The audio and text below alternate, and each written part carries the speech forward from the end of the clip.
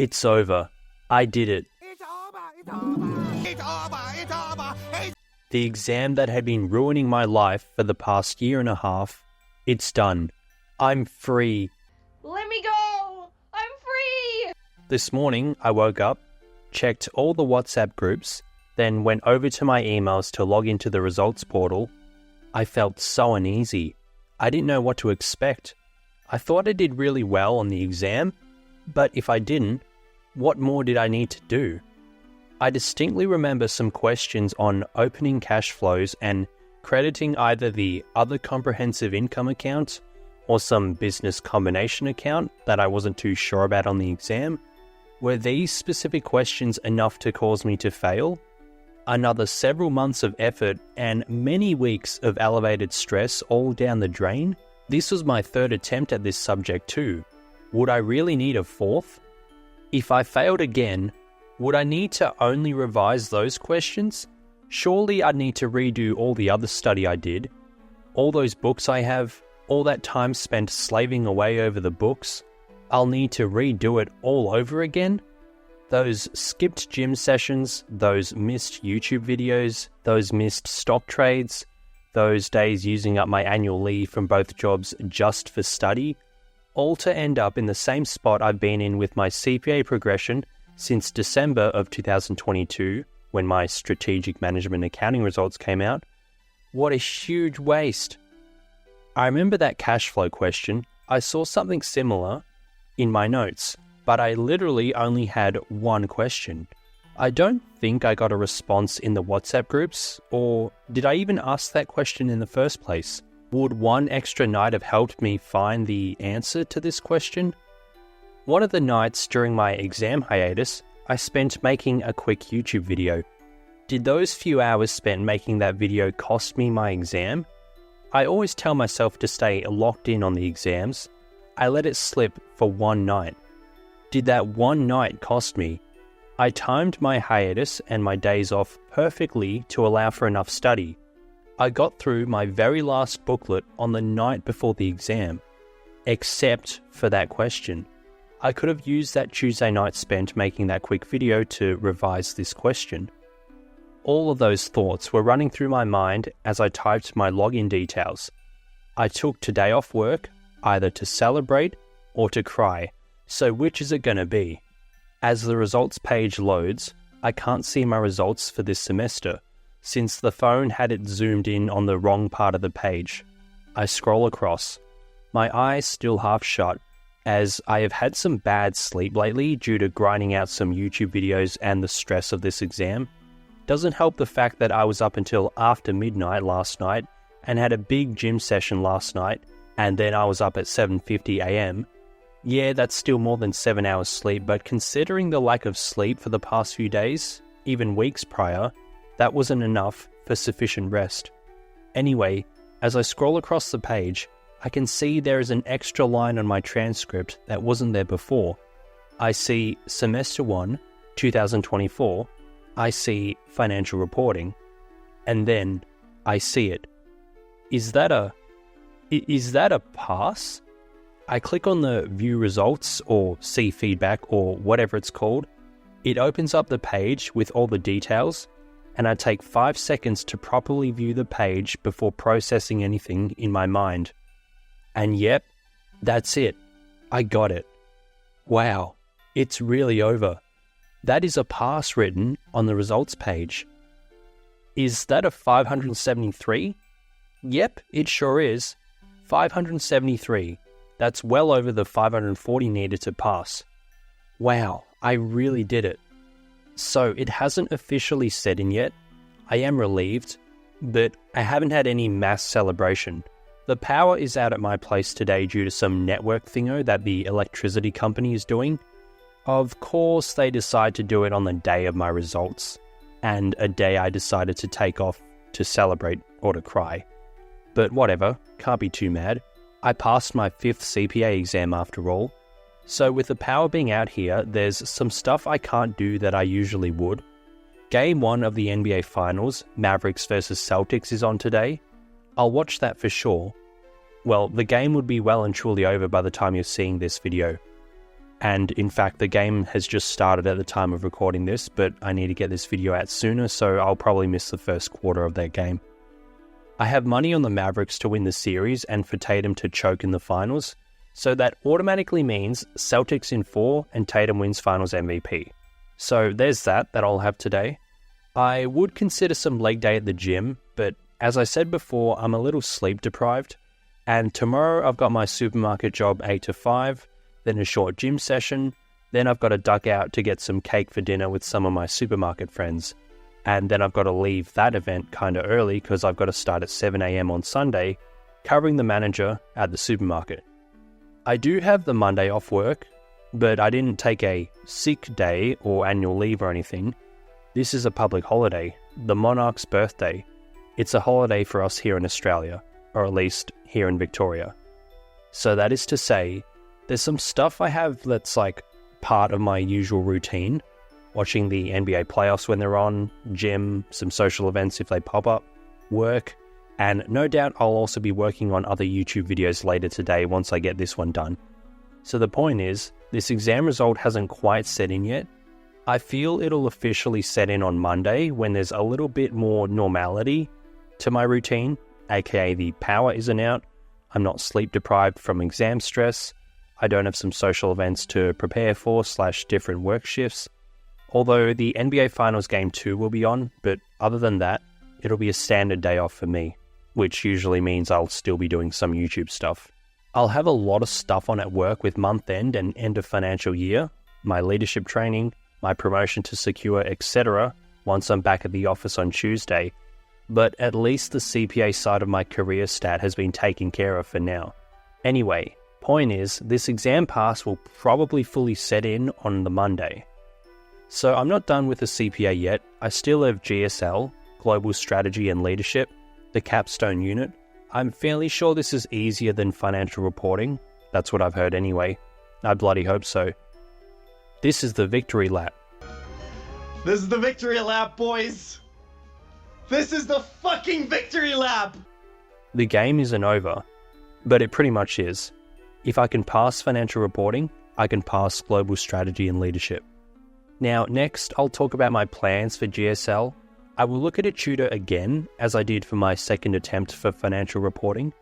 I didn't use a tutor for the third attempt, since my second attempt, I simply ran out of time to revise my notes. So my third attempt was basically just going over all my tutor notes. So I will use a tutor for the first attempt to maximize my passes of chancing. I don't want a repeat of financial reporting. Failed the first attempt, get a tutor for attempt 2 but ran out of time before the exam to summarize everything, then have a stressful third attempt knowing that you should have already been done with the CPA by now. A smart man learns from his mistakes, so I'll get a tutor for attempt 1, and then I'll schedule my exam to be as late as possible rather than as early as possible. I found that when you schedule a CPA exam earlier, they tend to ask more common questions, whereas if you schedule them later, they tend to ask the more obscure questions. Just my experience anyway. I had my exam for Australia Taxation and Strategic Management Accounting scheduled super late, and there was some questions that I had no idea about on the exam. With financial reporting, my last 2 attempts, I scheduled the exams earlier, and I recognized almost everything on the exam. Whether I got the answers right or not is a different question. I can't remember what the case was with ethics and governance or digital finance, since that was way back in 2021. But that could just be due to me fluking Australia Tax and SMA, and then consequently me actually understanding the content for the last 2 attempts of financial reporting. The point is, I'll schedule my exam later for GSL. Maybe I'll get more obscure questions, but at least I'll have my tutor notes ready to go. It'll be a nice challenge, a nice victory lap for my CPA studies. But now's not the time to get cocky. With my other exams, I had a giant comprehensive index that helped me in the exam. With my tutor studies, I won't have the time to get this done as well as my tutor studies unless I really back off on the gym and YouTube, which I don't want to do. Both are going pretty well at the moment. Maybe I'll start my index before tutoring starts, Actually, yeah, that's probably what I'll do. Try and smash out an index before the tutoring starts. With one attempt for financial reporting, I had a giant-ass index prepared. With attempt 2, I spent the whole semester summarizing the tutor's lectures. With attempt 3, I went over those summaries. But obviously I won't have time to get all 3 of those done in the one semester. That being a huge-ass index, summarizing tutor lectures, then revising tutor lectures. But we'll see how we go.